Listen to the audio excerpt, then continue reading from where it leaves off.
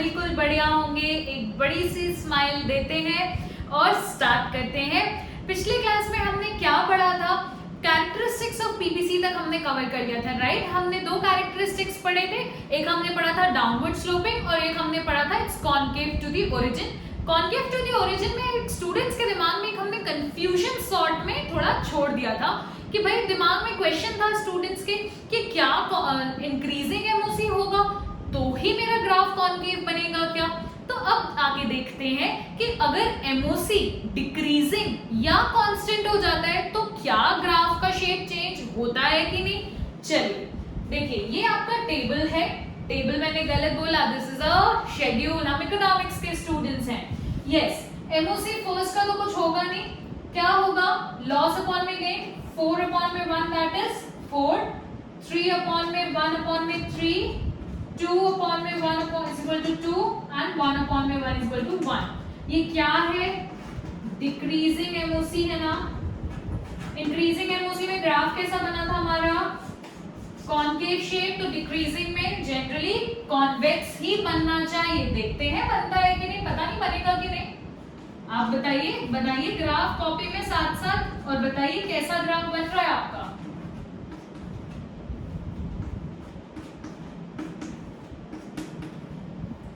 Zero पे 10, 1 पे 6, 2 पे 3, 3 पे 1 एंड 4 पे 0। ग्राफ कुछ ऐसा बना है। कैसे बताया था, कैसे डिटरमाइन करना है ग्राफ को? ओरिजिन से देखना है कि बन रहा है क्या ओरिजिन से। ऐसा होता ग्राफ तो दिस इज अ कॉन्केव, ऐसा ग्राफ है तो this is a convex shaped graph, right? तो ये क्या बन गया? मैं बोल सकती हूँ अगर मेरी एमओसी डिक्रीजिंग होगी तो ग्राफ मेरा कॉन्वेक्स शेप्ड होगा, राइट? अब चलिए देखते हैं एमओसी अगर मेरी कांस्टेंट होगी तो ग्राफ मेरा कैसा बनता है। देखते हैं इसकी एमओसी क्या होगी। फर्स्ट वाले की तो कुछ नहीं होगी, 4 अपॉन में 1, इसमें भी 4 का गैप है, इसमें भी 4 का गैप है, इसमें भी 4 का गैप है। क्या है ये? Constant MOC. ग्राफ प्लॉट करके देखते हैं। 0 पे 16, 1 पे 12, 2 पे 8, 3 पे 4, 4 पे 0। स्ट्रेट लाइन ग्राफ बन गया। हाँ जी, तो जो बच्चे थे जिनको दिमाग में कंफ्यूजन था और जो बोल रहे थे कि इंक्रीजिंग एमओसी होगा तो ही कॉन्केव होगा, हाँ जी ऐसा ही होगा। इंक्रीजिंग एमओसी होगा तो कॉन्केव होगा, डिक्रीजिंग एमओसी होगा तो क्या होगा? कॉन्वेक्स होगा, और कांस्टेंट एमओसी होगी तो आपका स्ट्रेट लाइन ग्राफ बनेगा। तो अब आपके दिमाग में कैरेक्टरिस्टिक पूरा क्लियर हो गया।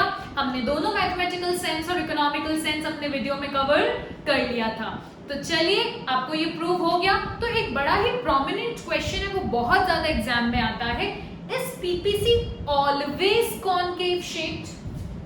मैं यहाँ पे लिख देती हूँ।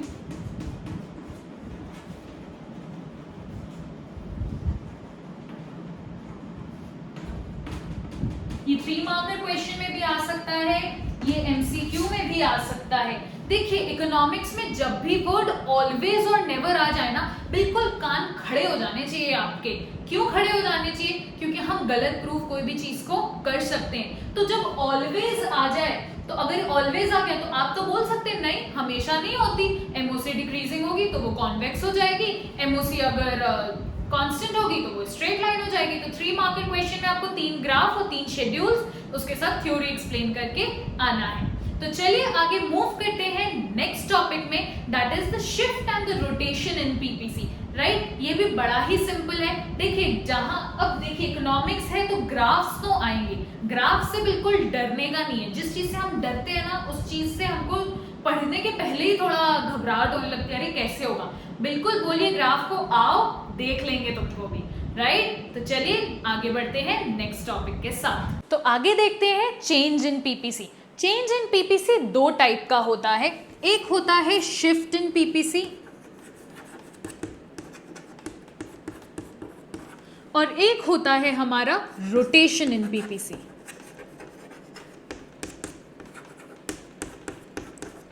डिफरेंस क्या होता है? Shift in PPC both commodities पर होता है, क्योंकि हम दो कमोडिटीज यहाँ पर लेकर चल रहे हैं, एक्स एंड वाई, मतलब एक्स यूनिट्स, या wheat and rice, wheat and cloth, दो कमोडिटीज लेकर चल रहे हैं. सो बोथ कमोडिटीज, एंड ये रोटेशन होता है जब सिंगल कमोडिटी में कोई चेंज आता है, या तो व्हीट में आएगा, या तो राइस में आएगा, या तो एक्स में आएगा, या तो वाई में आएगा. इसमें दोनों में साइमल्टेनियस चेंज आएगा, राइट? अब चेंज क्या आता है? चेंज दो ही तरीके से आ सकता है. पहला चेंज या तो चेंज इन टेक्नोलॉजी हो सकती है,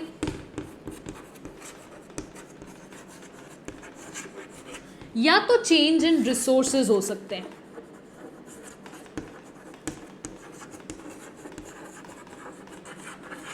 क्लियर? चेंज इन टेक्नोलॉजी, या तो टेक्नोलॉजी एडवांस हो रही है, या तो डिटेरियोरेट हो रही है.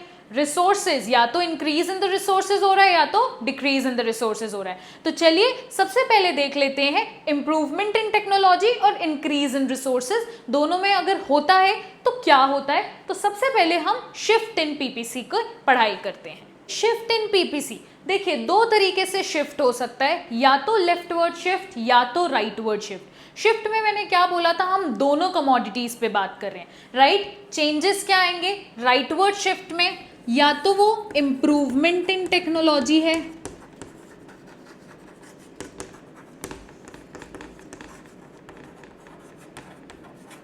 या तो वो increase in the availability of resources है.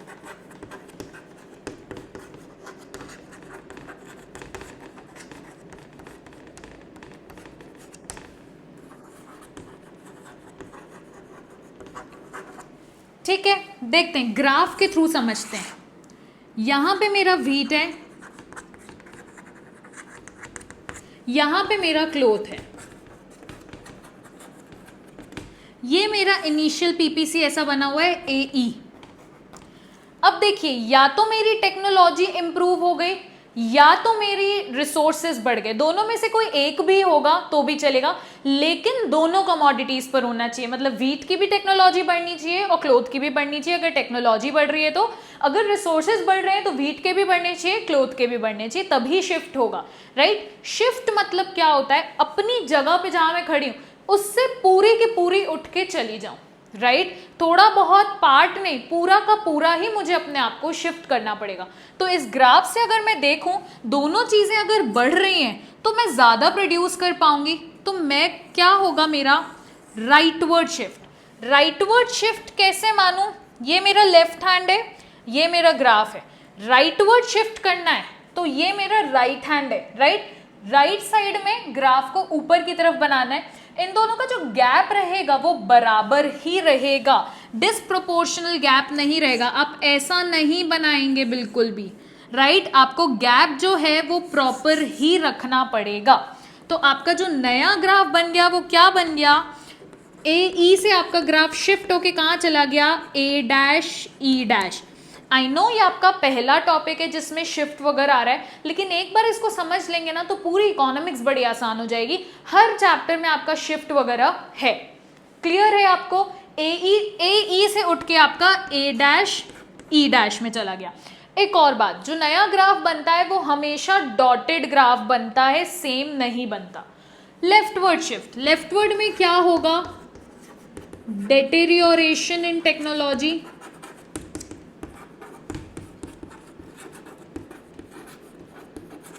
या फिर दोनों में से कोई एक होना चाहिए, डिक्रीज इन दी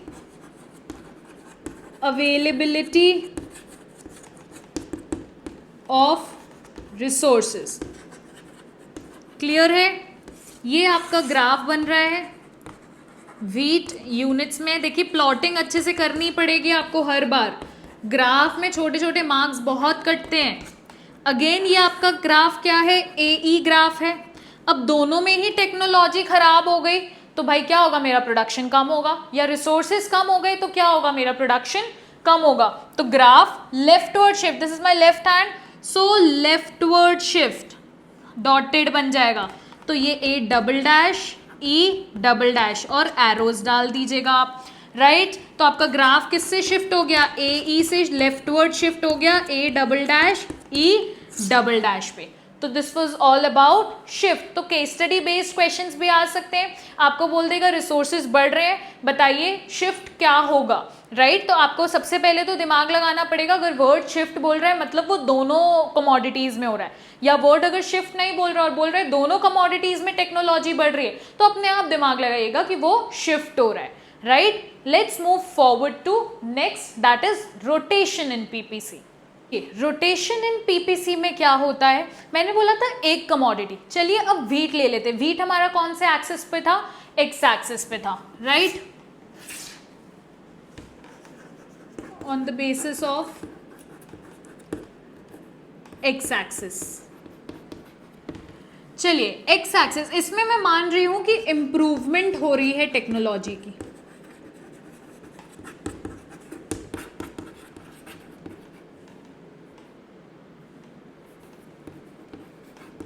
या फिर इंक्रीज इन दी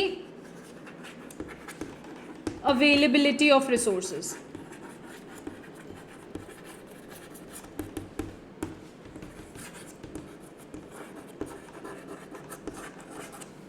ये मेरा ग्राफ है, यहां पे क्या था, व्हीट यूनिट्स में, यहां पे क्या था, क्लोथ यूनिट्स में। पीपीसी का ग्राफ मेरा ऐसे बनता है, ए ई। मैंने क्लोथ को तो कुछ डिस्टर्ब ही नहीं किया, मैं क्लोथ का तो मेरे साथ कुछ हो ही नहीं रहा है, राइट मेरी जो बात हो रही है वो व्हीट से हो रही है। व्हीट में क्या हो रहा है, इंप्रूवमेंट इन टेक्नोलॉजी, तो व्हीट का प्रोडक्शन ज़्यादा हो जाएगा, या फिर अगर रिसोर्सेज बढ़ रहे हैं व्हीट के ही बढ़ रहे हैं, क्लोथ के नहीं बढ़ रहे हैं, क्योंकि हम रोटेशन पढ़ रहे हैं, rotation is based on one commodity, right. तो क्या होगा, क्लोथ को तो मैंने डिस्टर्ब ही नहीं किया, तो ए को तो मैं डिस्टर्ब करने के लायक ही नहीं हूं, इसको मेरे को सिर्फ क्या करना है, व्हीट वाले में बढ़ा देना है, क्योंकि क्लोथ में तो मैंने कुछ बोला ही नहीं ना, एक गुड का चेंज हो रहा है, राइट। सो मेरा ग्राफ ए ई से बदलकर ए ई डैश में रोटेट हो गया। अब इसको हम रोटेट क्यों बोलते हैं, आप इमेजिन करिए अगर ये 3D होता, ये ग्राफ ऐसा था, मैंने इसको उठा के ऐसे रोटेट कर दिया, वहां से ग्राफ उठा के मैंने इसको रोटेट कर दिया, दैट्स वाई इसका नाम है, इसका टॉपिक का नाम है रोटेशन। क्लियर है आपको। यही चीज अगर होती कि मैं इसको डेटेरियोरेट कर रही हूं, ये इंप्रूवमेंट इन टेक्नोलॉजी की जगह डेटेरियोरेशन है इन टेक्नोलॉजी, और इंक्रीज इन अवेलेबिलिटी की जगह डिक्रीज इन अवेलेबिलिटी है, राइट तो क्या होता, यहां व्हीट है यूनिट्स, यहां पे क्लोथ है यूनिट्स, ये मेरा ग्राफ बना है ए ई। अब क्या हो रहा है, टेक्नोलॉजी व्हीट की खराब हो गई तो व्हीट का प्रोडक्शन अब कम हो। अगर मैं डेटेरियोरेशन लिख दूं पीपीसी में और डिक्रीज लिख दूं, right decrease in the availability of resources, ये मेरा ग्राफ है, बेसिक ग्राफ है, व्हीट यूनिट्स में लिखा हुआ है, क्लोथ यहाँ लिखा हुआ है, ये मेरा बेसिक ग्राफ है। अब व्हीट में क्या हो रहा है, व्हीट की क्वालिटी टेक्नोलॉजी डेटेरियोरेट हो रही है, व्हीट का प्रोडक्शन कम करना पड़ेगा, तो कुछ नहीं करूंगी, मैंने क्लोथ को तो डिस्टर्ब करना ही नहीं है, राइट। मेरा ग्राफ कहाँ शिफ्ट हो गया, ए ई से ए ई डबल डैश, मैंने यहां से ग्राफ को उठा के इस चीज को रोटेट कर दिया इनवर्ड्स, राइट तो ये क्या हो गया मेरा रोटेशन। ओके क्लियर है। वैसे ही देख लेते हैं वाई एक्सिस पे, मतलब क्लोथ में अगर कोई चेंजेस आएंगे तो हम इसको क्या करेंगे। पहले मैं इंप्रूवमेंट इन टेक्नोलॉजी कर दूं यहां पे,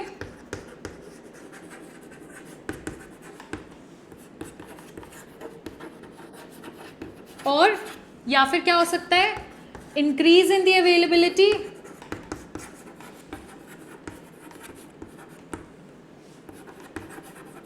ऑफ रिसोर्सेस। सिर्फ क्लोथ में हो रहा है, राइट व्हीट में अब कुछ चेंजेस नहीं आ रहे हैं, तो यहां पे व्हीट है यूनिट्स, यहां पर क्लोथ है यूनिट्स, राइट। अब व्हीट में कोई भी चेंजेस नहीं आएंगे, तो मेरा बेसिक ग्राफ जो बना हुआ है वो क्या है, ये ए ई। व्हीट में तो मैं कोई चेंजेस कर ही नहीं सकती क्योंकि सिर्फ क्लोथ में चेंजेस आ रहे हैं, इम्प्रूवमेंट हो रहा है मतलब मैं उस चीज का ज्यादा प्रोडक्शन कर सकती हूँ। तो ज्यादा प्रोडक्शन का क्या होगा हमेशा ऊपर की तरफ, तो ये यहां से ले जाके ग्राफ मुझे ऐसा प्लॉट करना पड़ेगा। ए डैश हमेशा जो ऊपर वाला है चेंज इन ग्राफ होता है वो डॉटेड बनता है। तो मेरा ग्राफ कैसे चेंज हो गया, ए ई से निकल कर ए डैश ई की तरफ ग्राफ चला गया। मुझे सिर्फ क्लोथ में चेंजेस करने हैं, राइट। सिमिलरली अगर मैं डिक्रीज कर दूं टेक्नोलॉजी में या डिटेरियोरेशन कर दूं, decrease and deterioration in technology और decrease in the availability of resources, तो ये मेरा ग्राफ है।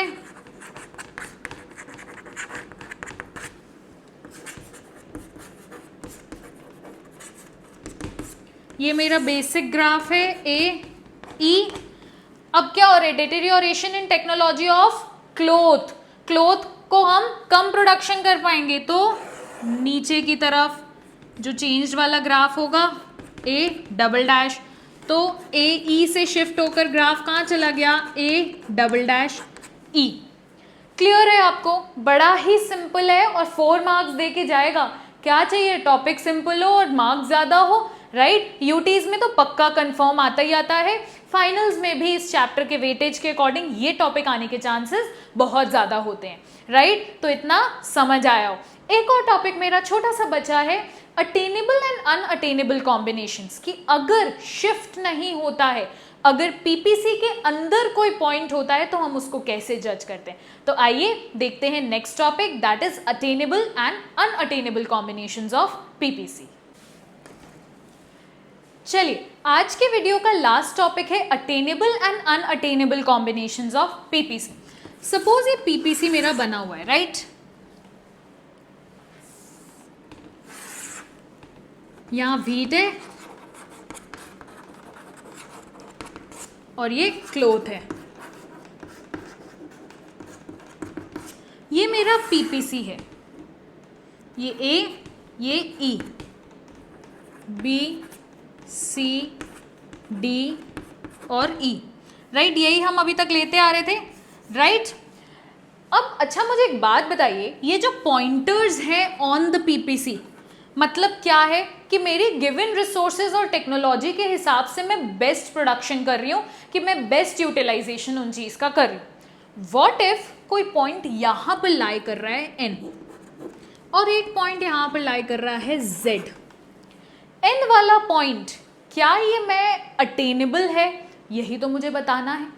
अगर कोई भी पॉइंट इनसाइड द पीपीसी होता है ना, तो इसका मतलब ये होता है कि वो गिवन रिसोर्सेज और टेक्नोलॉजी से प्रोडक्शन तो कर रहा है, लेकिन अपने रिसोर्सेज का फुल यूटिलाइजेशन नहीं कर रहा, दैट इज वो इनसफिशिएंट यूटिलाइजेशन कर रहा है। भाई मैं इसको अटेन तो कर सकती हूँ, मतलब मेरे रिसोर्सेज जितने गिवन है उसके हिसाब से मैं प्रोडक्शन तो कर सकती हूँ, लेकिन अपनी फुल कैपेसिटी पर मैं अपने रिसोर्सेज का प्रोडक्शन नहीं कर रही हूँ, रिसोर्सेज का यूटिलाइजेशन नहीं कर रही हूँ। दैट मीन्स मैं कहीं ना कहीं अपने रिसोर्सेज का इनएफिशिएंट यूटिलाइजेशन कर रही हूँ और वेस्ट कर रही हूँ अपने रिसोर्सेज को, राइट।